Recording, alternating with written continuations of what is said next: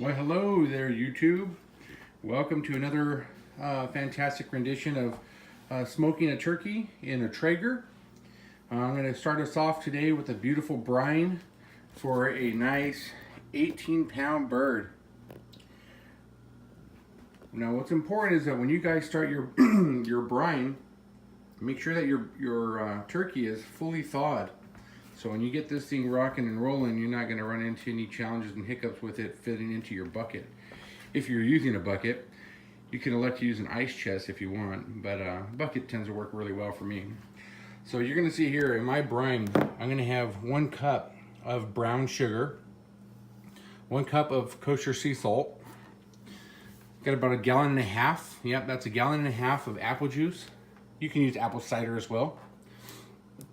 I got some rosemary, sage, and thyme here.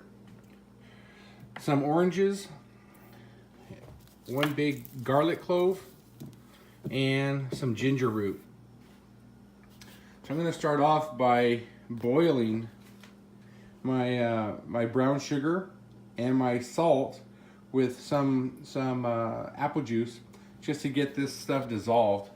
And I'll come back to you shortly and show you what the next step in the process is. All right, as you can see here, I got my apple juice, and you don't need to do your entire half gallon or a gallon of apple juice. Just enough liquid in here so that you can start dissolving your sea salt and your brown sugar. Make sure you got your heat turned up. Let that thing get to a nice hot boil. Dump in your contents and let it dissolve. Okay, if you come take a look over here, the little bit of apple juice that I put in here is now boiling. We're going to throw our contents of our brown sugar and our sea salt and let that dissolve. In some of my other videos you may have seen in the past, I have like nearly 1.5 gallons of apple juice in here boiling, which it's just not necessary. You really don't need it. You just need enough liquid in here so that you can dissolve the brown sugar and salt. And look, I mean I probably have about 2 cups, not even 2 cups of apple juice, and this is just about enough to dissolve what we got going on here in the brine. So you can save the rest of it and keep it cold for your brine once you pour it in with the turkey. I'll come back and show you that in just a bit. Okay, so if you come take a look here, so I have all of my salt and brown sugars now dissolved. I pulled my pan from the heat, and I'm just gonna go ahead and put some ice in this pan because I want to cool down this brine. Cool down the brine so that when I pour it into my bucket with my turkey, I don't have a hot brine pouring over the turkey, which you may have seen in the past. I did do that, which is a total rookie mistake. But anyways, I'll let this thing cool here, and I'll come back and show you the next steps once we prepare and get there. Thanks. Okay, hey, take a look at this here. So I got a regular whole garlic clove. You saw that I was sitting here on the counter just a bit ago. I broke it up and I put a handful of cloves in here. Here's a great tip on how to peel your garlic. If you have a little mason jar, put the lid on there and just shake it up. After you shake it up for a few seconds, dump it out, and it peels a lot of that paper off of your garlic, right? So that one's done. You know, when it's not done, just throw it back in there and repeat the step. That one's done. And throw some more in there.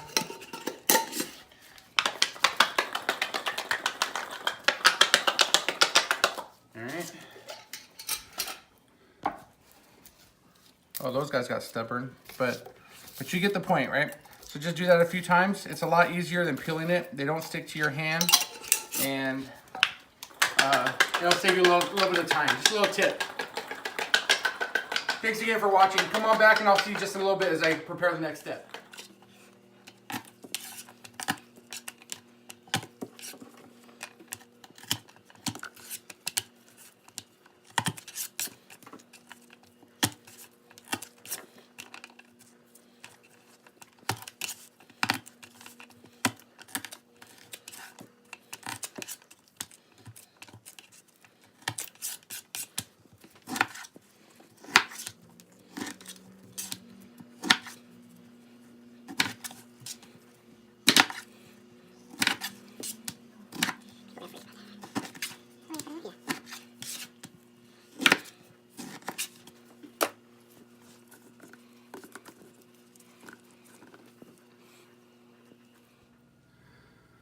All right, so now that we have our ingredients all chopped up and ready to go into the bird, I want to show you a little bit about what we do with this bird. So it's important that we rinse it down, right? Cold water, rinse down your bird.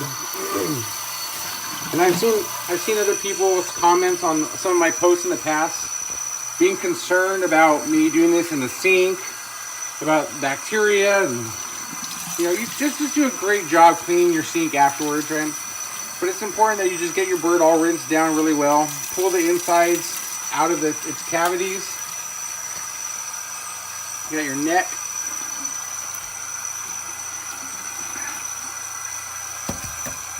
Still a little frozen in there. And there should be a bag inside that has all of its giblets and gizzards. If you don't find it right away, try not from the bottom cavity, but from the top. They're in there. There they are. Look at that. So if you are making some kind of soup, stews, and different things of that nature, here are some of the organs, the heart, the liver. You know, and some people like it. To each his own. I'm going to throw mine away, but I figured I'd show you anyways. And just go ahead and take some time to make sure that you rinse out as much blood as you can from your turkey. So as you prepare it for your brine, you know, you just don't need it. It's not the worst thing in the world. But also take this time to get your kitchen shears and trim off any excess skin that you don't need. On this particular bird, I'm going to do what's called spatchcocking the bird.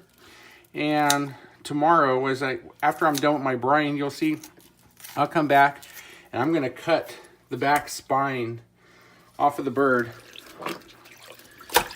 The back spine here.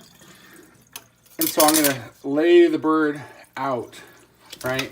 So the whole bird will be laid out with breasts, wings, thighs, legs, everything face up. And it's going to be a little bit different cook than what you've seen in some of my other videos.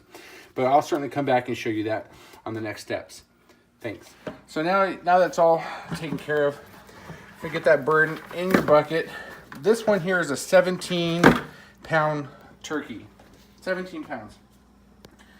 So with it being as big as it is, it's important that you brine it for the appropriate amount of time, right? Now you're not going to ruin the bird by cooking it or by brining it too little or too long by an hour or so.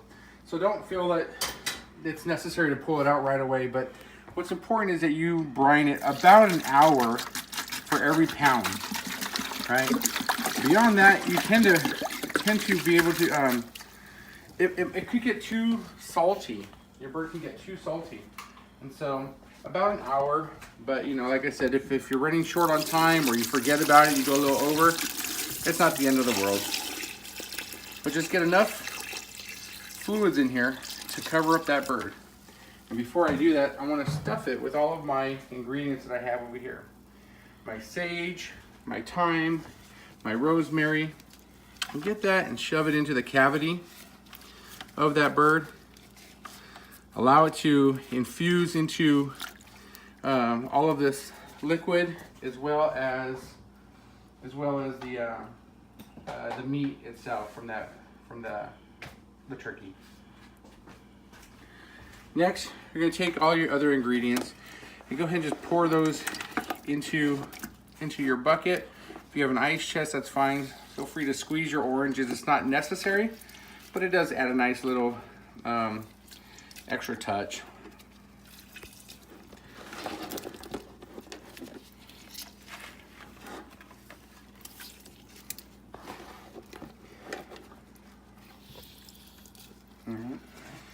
And then go ahead and shove some more of those into the bird.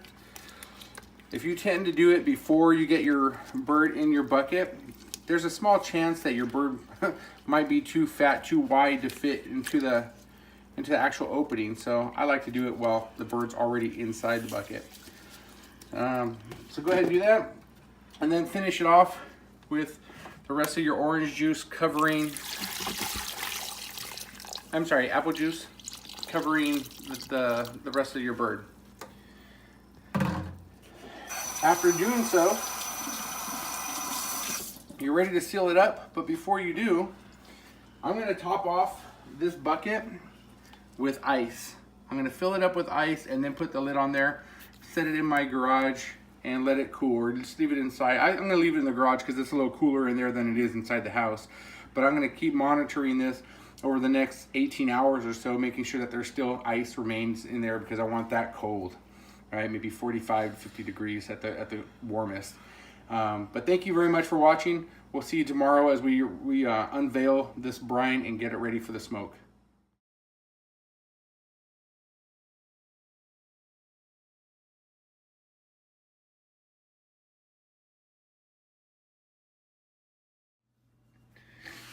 Hey, good morning, everybody. Day 2 of the brine. Pull the lid off. And see, we still have plenty of ice in the bucket. So the bird should be at a great temperature. I'm going to go ahead and pause the video and come back at you after I pull everything out of the bucket and get the bird ready for the spatchcock. Thanks for watching. Don't forget to subscribe, share, and comment on my video. If you have any questions, comments, or concerns, feel free to ask them down below and I will be happy to answer them. Alright, you can see I dumped out a lot of the contents from my my brine, pulled the bird out of the bucket, and now I want to pull everything out of the cavity here, rinse off your bird, and then pat dry it, and I'll come back and show you what that looks like in just a bit.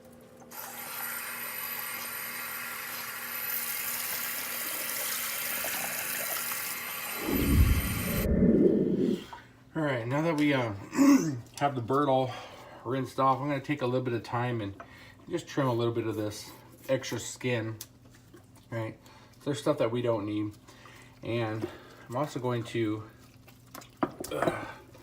cut right here and right here, and we're going to remove this spine. Hopefully I can do it with my kitchen shears, but if not, I'm going to have to use a knife. If you have a good set of kitchen shears, which I do, but I've not sharpened them in quite some time. So look at that. Right down the spine.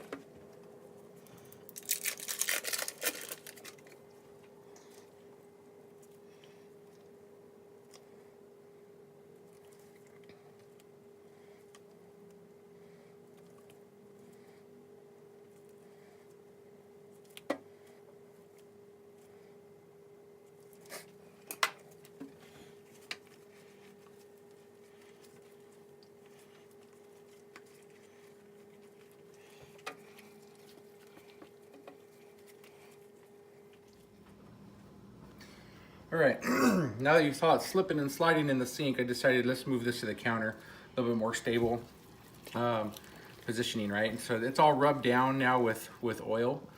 So it should certainly allow our seasoning to adhere to it. I'm just currently using a Lowry's seasoned salt, a chicken rub,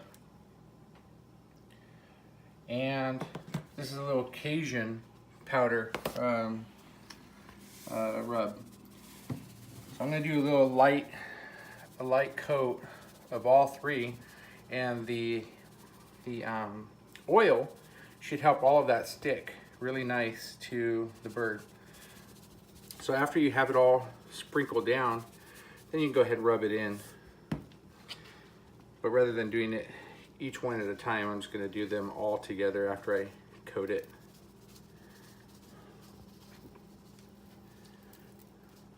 Should be good.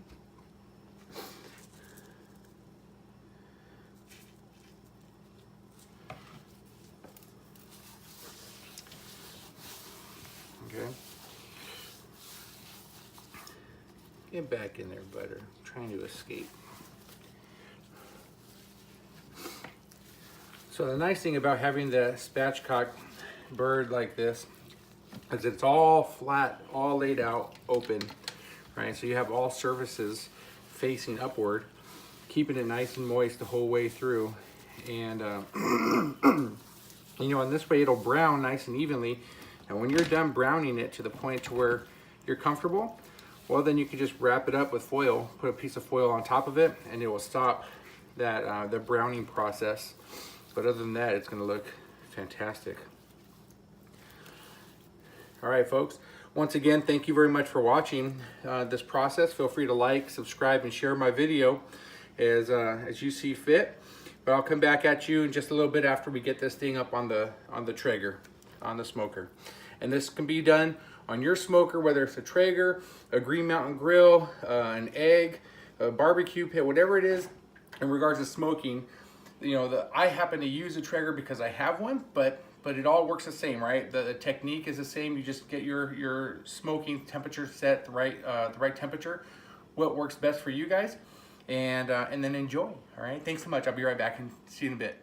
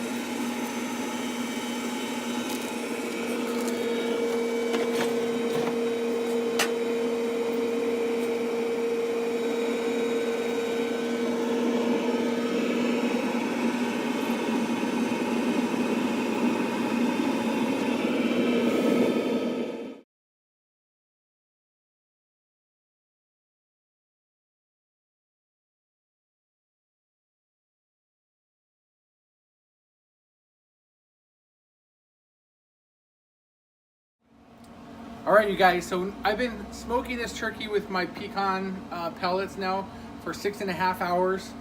You guys get to see the unveiling. About an hour ago or so, I put some foil over it. Hopefully you can see how beautiful this looks in the dark, because it is dark out here. But once I get this inside, you'll see what it looks like in the light. And take a look at this pan. There's hardly no drippings in there. Right, all of that liquid, all the fluids are stuck there in the bird itself. It temped at 165 degrees. So it's all turned off. Now we're gonna go in the house.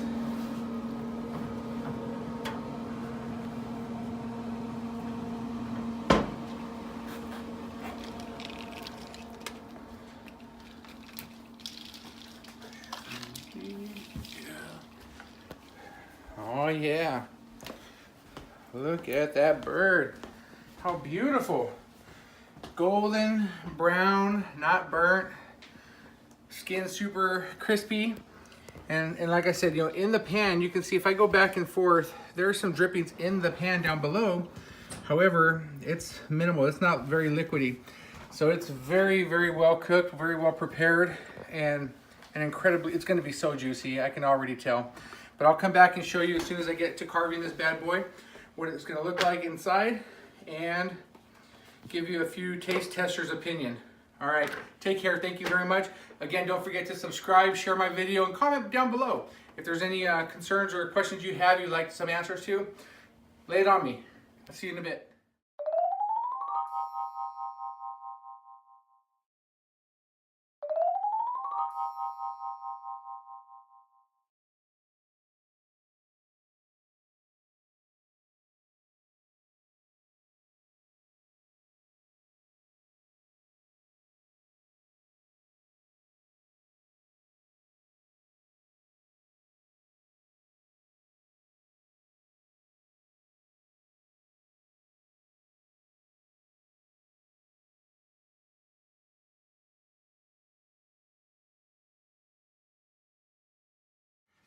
Boom! Take a look at that. All right, so we got our whole turkey now inside the house, totally spatchcocked, no liquid in the pan, looking great, looking amazing.